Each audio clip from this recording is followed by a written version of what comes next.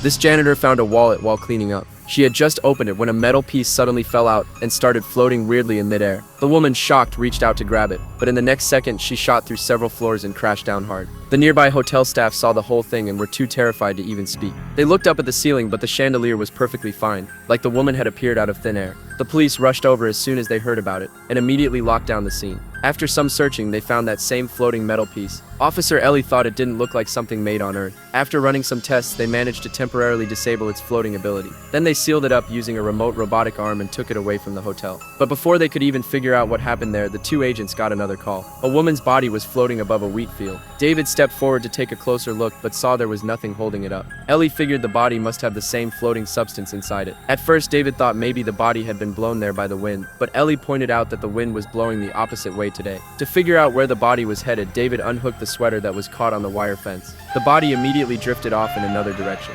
Everyone followed the floating body, and what they saw made their blood run cold. Dozens of bodies were floating in the sky, and they'd been up there for a full 36 hours. The police decided to take them back to the station for autopsies. But right as the coroner was about to start, one of the bodies suddenly opened its eyes. Before the coroner could even react, the bodies quickly shut their eyes again. The creepy sight sent chills down everyone's spine. It was clearly something beyond human understanding. So to figure out what was really going on, the police went straight back to the original scene to keep investigating. Just when they were completely stumped, Jack suddenly came in with an important lead. He found out that one of the women, before she died, had stopped by a nearby gas station. There was also a boy sitting in the back seat of her car. Once they figured out who the boy was, David and Ellie headed straight for his town. But the town was eerily strange. They knocked on every door, but no one answered. They couldn't even see a single person inside. But the dining tables were still set with steaming food, like everyone had suddenly vanished right in the middle of dinner. As the investigation went on, the case just kept getting stranger and stranger.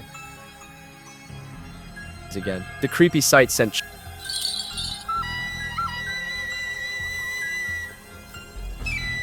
what was really going on. The police to keep investigating. Just suddenly came in with an important lead.